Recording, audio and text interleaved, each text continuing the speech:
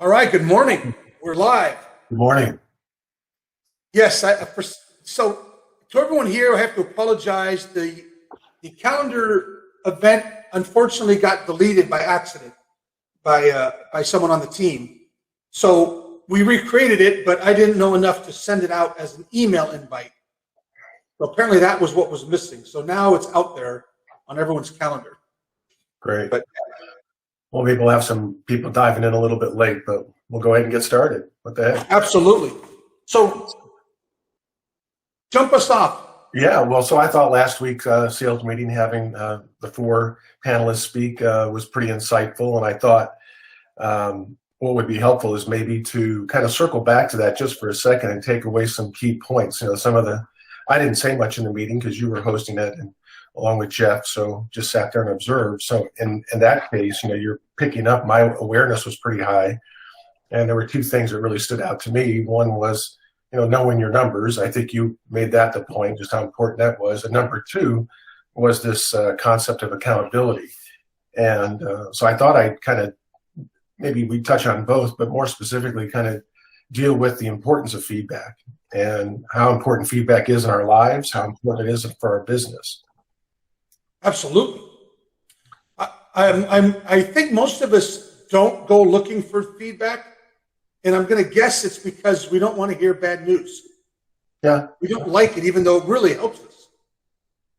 Yeah. Well, there's an old Dr. Phil saying, right? You can't change what you don't acknowledge. So, I think that's a life truth. So if you're having outcomes in your life, coaching is all, it's the biggest buzzword and continues to be the biggest buzzword. But coaching is what you do to people. Consulting is what you do for people. So we're not running a football organization here at Compass, but if you were, the coach would have the ability to cut the players that didn't have or demonstrate the passion or the desire to do the job at hand. They would just cut them and find someone else. Well, of course, we don't do that here. We're not running a football team. Right, nor do we want to. No. So, but a coach would say, do this or the next guy or gal will. That's how it works. And then if someone is committed to that endeavor, then the coach has a responsibility to consult to change outcomes, to get the best possible outcome for the individual. And I think we do that at Compass. And I think we have a responsibility to do that at Compass. And I think the only way to really do that effectively is to be in a relationship with someone where we allow that feedback loop to occur. And so I think, Sean, when you have a coaching, as do I in some respects, but not to the scale you've been doing in recent years.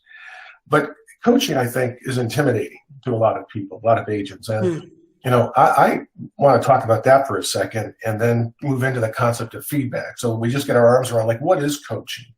Is it something that is an hour-long conversation? Is it 5 minutes? Can it be both? Is it somewhere in between? So a great question. What is coaching? Do you want the fancy answer or the simple answer? I want the truth. Okay, well, then I'll give you both. Here's the fancy answer. Coaching is someone asking you questions that you don't want to answer and having you look at things that you probably don't want to look at so that you can become someone you always wanted to be. That's what coaching is. The simple answer, the down and dirty answer, coaching is accountability.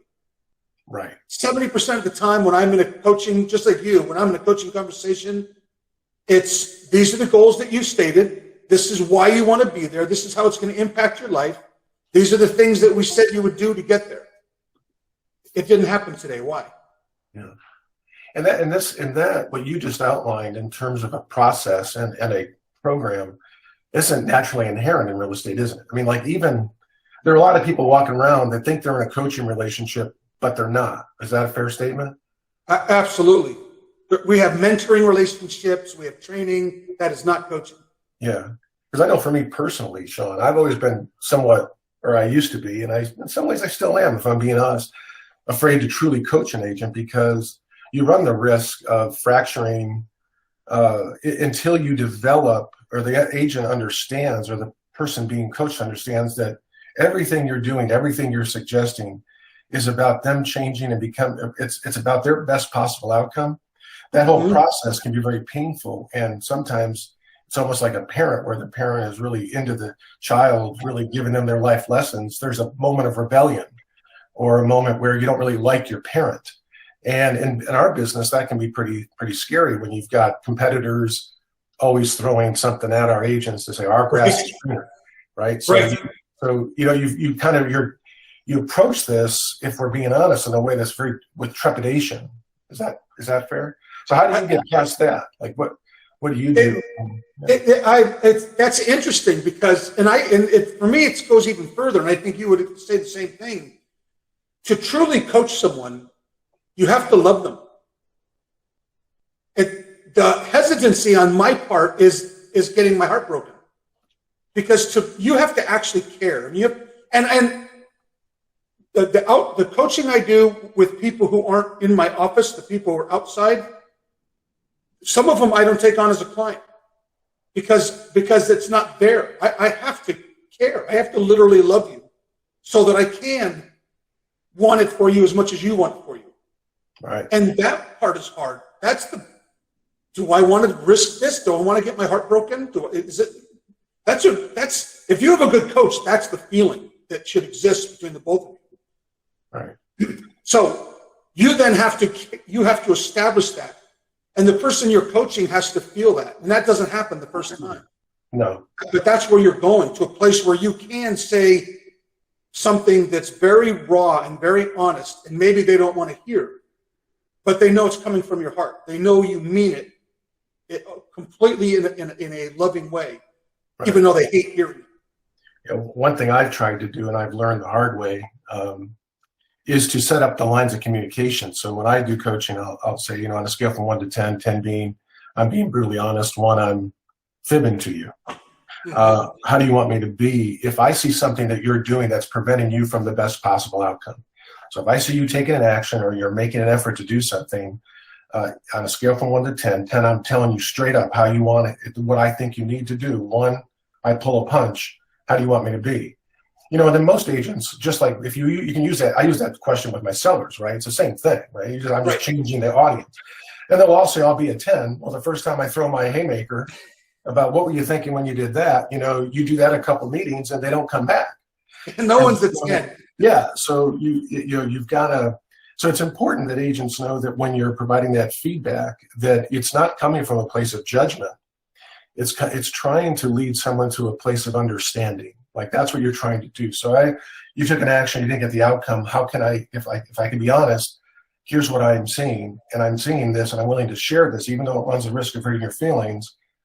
Here's the action I think you need to take. And in the meeting last week, that seemed to be a consistent thing. Those agents have a feedback loop.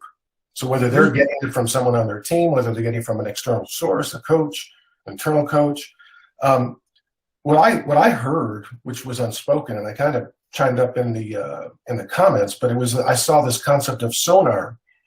Like it's like a submarine, right? I talked about this at Coach's Corner even last week. If you have a sub that's floating off the coast, and right now we know they're out there, right? They train right off of Coronado. So a submarine could be 10,000 feet below the surface, and a pinprick will implode it. So the only way that piece of machinery can navigate itself is to send out a signal and get immediate feedback. Boom, boom, boom, boom, boom, boom, boom, boom, boom, boom, boom, boom. If a submarine sent out a signal and it had a 5-minute return, it would be devastating. I mean, it would be absolutely devastating. It doesn't work that way. And so I inject this theory or this concept of sonar because I think if we can move our agents into accountability meetings that don't have to take an hour, but can be 15 minutes of just a check-in, the outcomes could be, if there are 52 weeks in the year, Sean, and an agent should take a couple weeks off for themselves, so now we're down to 50, and you had a plan to start your year, and you're checking in with someone 50 times a year for 15 minutes, I did this is the outcome. If you were me, what would you do? Or, I appreciate you taking the effort, you need to rethink that. And that's coaching, where you're telling them what they need to do, not what they want, what they need to hear. If you did that 50 times a year, what are the chances you're going to achieve a better outcome versus a person who pulls a business plan together? They look at it maybe once a month. If they do that. If they look at it, right. The chances are 100%. And this isn't a coaching program. Like at Compass, we're not selling you a coaching program. No, we don't You could have it with fellow agents. Right. Your sales managers generally tend to be coaches, so I would highly recommend getting with one of us, but it's accountability is what we're talking about. And I'll give you an example of in the structured coaching I do, I have people I meet twice a month and people I meet every week. The people I meet twice a month generally see around a 40 to 50% improvement in their business first year. The people I see every week double their business. It's a massive difference. If I could talk to you every day, we'd probably quadruple your business. Not because I'm giving some kind of magic, because you're checking in, you're pinging the surroundings more and more regularly. And the more you do that, the more you know, especially this business. This business will take you in 100 directions a day if you allow it. There's always someone standing there with a new shiny object saying, oh, just do this. This will give you magical new listings, and this will. Right. There's an old saying, I'm just going to say this, and I take it for the funniest thing that I mean it to be. You will never go broke selling stuff to real estate agents. They're constantly buying all the latest shiny objects. Stop it. Get with your sales manager. Go hire a coach and invest in you. The single greatest investment you can ever make is just invest in you. Right. For accountability, it's what it is. Well, and you don't need to spend, thousands of dollars to have that. And by the way, the coach, if it's your sales manager, great. It could be someone external from another guy. It could be your life partner. Right. I've seen, just me checking in with my wife on things has been very powerful in my life. When we open up that lines of communication versus relationships I've had in the past where I didn't have that. Mm-hmm. So it really is important. It's so important. In the meeting again last week, I often wonder, if it's not who you are, it's not who those people are that make them special. Each one of those folks had various levels of income. They came from different paths, different times in the different amount of time in the business. It's what they're doing. And so, what I just wanted to pick up on was I personally saw that as being one of the gems in that meeting. Is there anything else that stood out to you besides the feedback loop? I mean, knowing your numbers, I think, goes without saying, but. Well, no, it doesn't go without saying.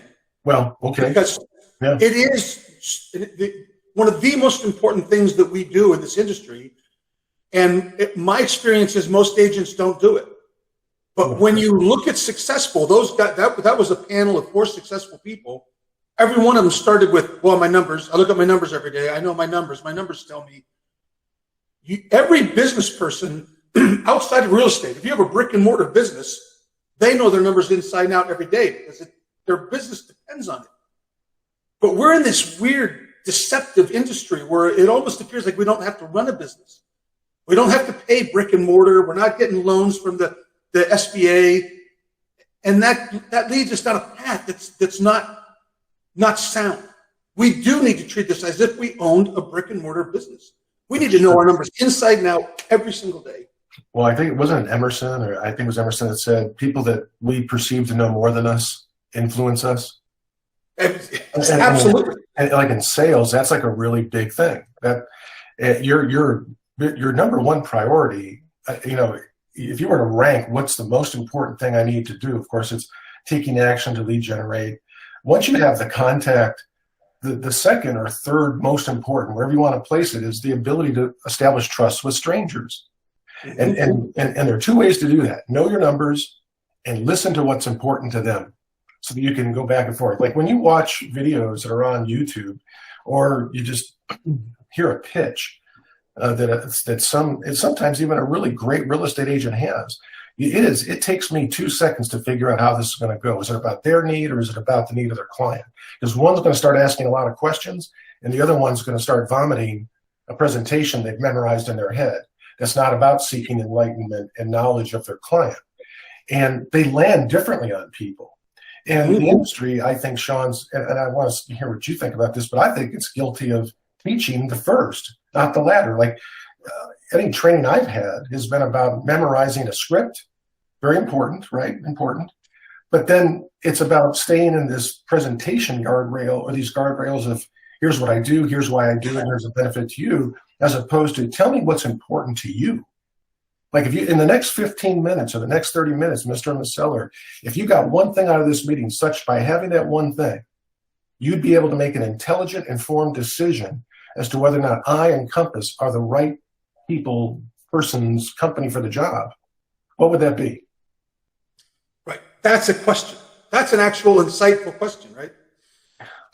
Because it's I don't know if I don't know the age group of our audience, but there was a phenomenal movie called Glengarry Glen Ross. Yeah. It's a sales movie from a long time ago, but it's really good.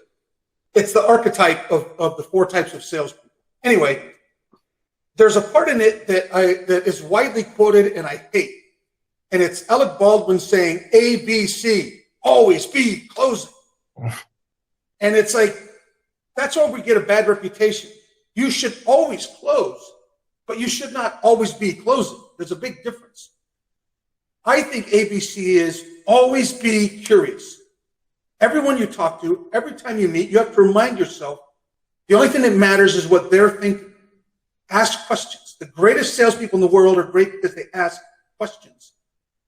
You want to control a conversation? The person asking questions controls the conversation, right? That's right, because the ABC is ask an open or an open-ended question and then tie it down right away, which is total sales, versus an open question, by the way, for those on the call is like, why? What would having that do for you?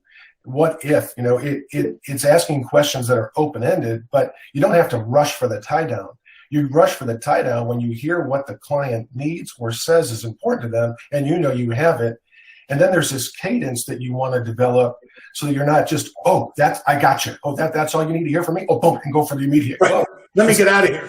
So like last week in my training I was talking about. So Miss Wojciechowski, you said getting a good price for your home is important. Did I catch that right? Yes, absolutely. Yeah, you're not deaf. That's what we said. Why is that so important to you? Well, because blankety blank. We need the net proceeds to get to the next property and blah blah. Whatever they say. And then you ask another question: Is there any other thing as to getting like $1 million for your home that's important that I need to know about besides that you get that net? Is there anything else important about that price? No. So that's kind of accountability again. Well, and I'm drilling it down to try to get to the right questions, because later on, then they're going to give me 3, 4, 5, 6, 7 things that's important to them. And I got this information because I'm seeking enlightenment. They're open-ended questions. They require an answer. Now I need to go prioritize them. But to me, that's feedback.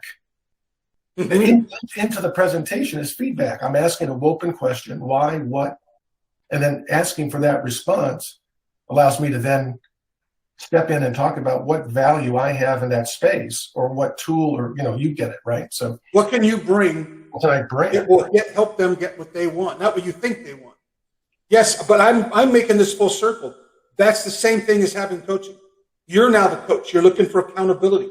What do they actually need? How can I satisfy this client's needs? Yeah. I need to know what things to check off.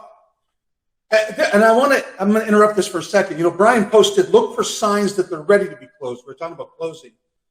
For those on the call, go in the comments if you would like us to do a Inside the Huddle on closing techniques, the art of closing. I think it's something we don't talk about nearly enough in our industry, but I would rather hear from you guys what you want to see. Something on closing would be good. I had to share with you, Steve. I don't know if I ever told you this. I have we can't call him a coach, more of an idol probably years ago in real estate. And he shared with me an accountability he used. You said it could be your manager, it could be a coach, it could just be your significant other. Every year on November 1st, he had 3 daughters. Every year, November 1st, he would come home. They're little. They're like 10 and 12. And he said, okay, where do you want to go for Christmas vacation this year? We want to go to Disney World. We want to go to the Grand Canyon. They could pick any place.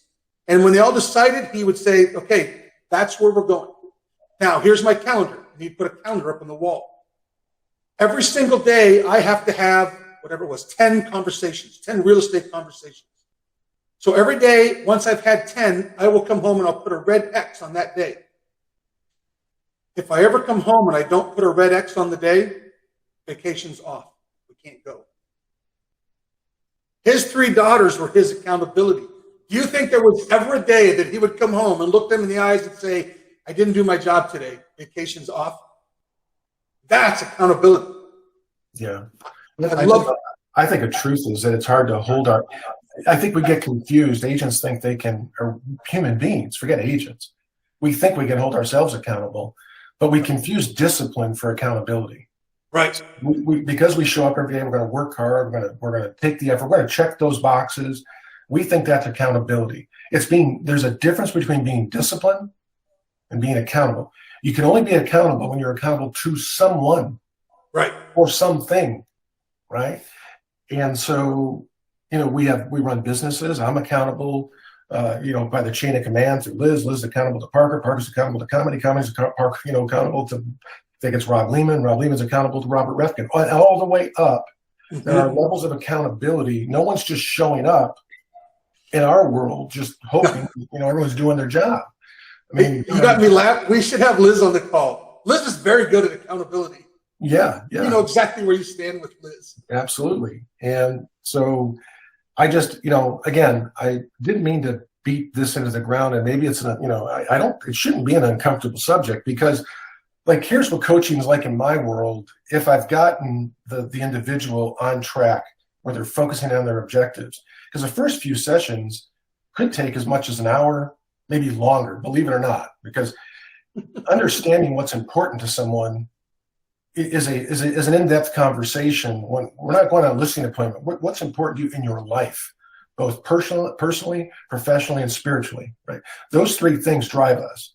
And spiritual, by the way, is, for me, fly fishing. It doesn't have to be religious, but you have some higher connection to happiness. And it's important to know what that is. Once you've established that, then it would be like me going up to, let's see, I'll take Heather here, Heather Parks. Hey, Heather, how was your week? And knowing what her goal was, I said, how did you do with your commitment to send out those 75 handwritten notes, or those 15 handwritten notes, or those 2 open houses, and securing a listing? How did you do? Well, I did this, and that. Great. How do you feel about your outcome? Well, I'm really happy with this, but I'm not happy with that. So if we had 15 minutes here, the next 15 minutes, if I could do one thing with you or for you, such that by doing that thing or helping you in that one area, you get what you need, what would that be? Well, I just need to understand how to get people to sign into these open houses. I mean, I'm getting all this traffic, but I'm not getting enough signatures. Boom, that's the conversation for 15 minutes. Now she's going to leave. She's going to execute on something. So it doesn't have to be these long conversations that don't really do anything but just, a lot of times you become a therapist, and that's important too. But it has to be about action. If you have a coaching session that doesn't lead you to take action on something, you weren't coached. It wasn't a coaching session. Yeah. A lot of the time, you say it becomes like therapy. And of course, we're not doing therapy. But when someone hasn't done the thing that they said they were going to do, and they said they were going to do it because it leads them closer to the life they want to have, the big question I ask is, what got in the way? And it's almost always a mental roadblock. And then we got to work through that. We got to figure out where that came from. Why is that popping its ugly little head up? And we get the funny thing. So people who do cold calls, which is one way of generating business. By the way, it's not the only way, right? That's what I love. One of the things I love about Compass. Compass doesn't say you have to do this. Be on the phone for 3 hours a day. Compass says, how do you want to generate business? Let us support you with great tools. I love. But let's say you're making calls. There's a fear some people have right before you pick up the phone. Oh, I don't want to do this. I don't know what I'm going to say. I'm going to get rejection. And one of the realizations you have is that doesn't go away. People keep asking, how do I get rid of that? It's always there. You just change how you perceive it. As you get comfortable, as you become good on the phone, I liken it for those who've ever played sports. Like before a football game, there were always butterflies. Played football for 20 years. It was still butterflies before the first play. It never goes away. But you start taking it in as just it's no longer a roadblock, it's a road sign. I know that feeling. That tells me I'm about to do the thing I most need to do. Right. It's changing our perspectives. A lot of what we do in coaching. And going back just a minute ago, don't be afraid to let go of something that you thought was a goal. And it really isn't, because that's part of self-awareness and self-realization, is to say, well, I thought that was really important to me, but I've realized it's not. The quicker you can unload from holding yourself accountable to a pipe dream or something, dreams are really important, but they have to have an action plan. And if you're not going to put action into the dream, then it really wasn't the dream you thought it was. And disconnecting from that will help eliminate these energy leaks and allow you to focus on the 2 or 3 other things that probably, in most cases, if you're executing those 2 or 3 things higher, that dream you thought was important, but you're not putting the energy into, manifests itself. Right. It ends up happening anyway. Yeah, I want to get the Ferrari. But the funny thing about getting the Ferrari, if you put that too far in front of you, is that if you actually focus on your revenue and lead gen, the Ferrari's going to show up, right? Because right. So, or something like that. I say this, but anyway, I just want to make that point too. That a lot of times it could be you can beat yourself up if you start the year and say, "This is my dream," and I'm not letting go of it. When you realize, or a coach can realize, really that's not a dream because you're not putting the effort into it. And so let's get rid of that and focus on right. A lot of the times, what we put out there on our dream board, or we say, "Here's my goal," is an object. What it is really is a sign that you're living the life you want. What I want for everybody is to live a life of personal greatness, because that's adaptable to you. Whatever you feel is personal greatness, that's what I want for you. Now, that can come with a Ferrari, or it can come with 3 houses, or it can come with things. But the goal has to be much more about how you feel, how you're living your life. That we won't let go of. A car is a car. It just ends up being an indicator. But we're not, a lot of us aren't good at that. I mean, getting into what they call the big why, that's hard for a lot of us. You have to really explore. It's easy to say, I want this fancy car. We can do that. But I think no one's taught us that. No one's taught us, our education system is such that we're taught the rules. Just like going to middle school, we're taught the rules, but nowhere, it's like a game of Monopoly. You open up the box and what's in there. You got the plane, you get the board, the surface, you get the money, the pieces, there's cards, the rules, but nowhere in the rules does it teach you how to win. No. And so, maybe listening, if you want to play football and be one of the top quarterbacks to ever play football, you listen to Peyton Manning, be a good idea. Maybe learning from Michael Jordan if you want to, there are role models everywhere around us. Always. And most of them are standing on this, the shoulders of giants. We all are. And so it's just who inspired you, and trying to find those people and be that person. If you're where you are today because of someone else, give that back, because one of the best things you could do for yourself is to learn, to do, and to teach. So if you've got people in your space, the fastest way to mastery, self-mastery, is to be teaching and realizing to give back the gift that someone gave you to help you get to where you are at this very moment. You don't need to be, to give to another person, to be a big brother, big sister to someone. It isn't about a ranking. It's about caring for another. And no better feeling. There's no better feeling in the world once you do it. And if you show up, by the way, with that mentality at a listing presentation, like what I just said, look, I'm here just to have a conversation. I want to know what your needs are. I want to understand what your needs are. The confidence that comes without having to, you want scripts. Believe me, I am not saying a listing presentation must be scripted. It must be. I teach a 14-step process. So it is absolutely scripted. But the difference is it's scripted in stages, not necessarily all in content, because I'm going to let them drive it. And anytime you let someone drive the show, you're going to have better outcomes, because if meeting someone's expectation is important to you as an agent, right, or exceeding an expectation, you ain't going to get there if you don't know what's important to them. And the only way to get to that is to ask questions. So there's a level of confidence required to do what you're saying, though, right? To let them drive it, it requires a level of confidence on your part that you're going to keep it from going off the cliff. Yeah, but what's so yeah, but I laugh a little bit because I say every listing presentation I've always been on boils down to the same basic objectives and objections. I want to sell my house relatively quickly. I want to do it with the fewest hat. Right? We've heard this intellectually lazy vomit. This is like everyone says this when I go listen. You sell fast, few hassles, highest price. Okay, but that's kind of true. That's what they're after. And the other part is when you sit across from anybody and you're looking to see whether you want to be in a relationship with that person, it's like, do they have what I need? Can they help me get to the next level? And the only people that I've ever had across from me that have led me like a moth to a light are those people that I perceive to see a vulnerability or something I didn't know I had, and believe they have a solution to fix it. Now I'm all in. That's why my mentors are those people. They saw a flaw, they weren't afraid to point it out, and they said, hey, don't worry, there's a way around that. And I just, boom, show me the way. Especially if they can help you self-realize something that you weren't even thinking about. Well, that's it. You own it now. So now, I was on the notes. Wayne Miller had a great little comment. He said, I see it as a listening conversation, not presentation. Absolutely. We should definitely change the word. You're absolutely right. This is a conversation. Absolutely. All right. I know we're a minute over now, but I'll leave it to you to close, Steve. My only thought here is, once again, real estate we know is simple. It's not easy. And that's what gets us in trouble.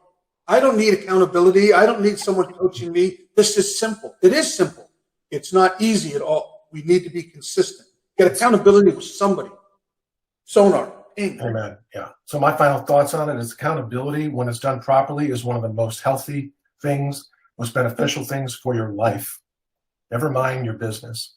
If you're committed to be the best version of yourself, look out around you and find your hero or heroes, because they're right around you.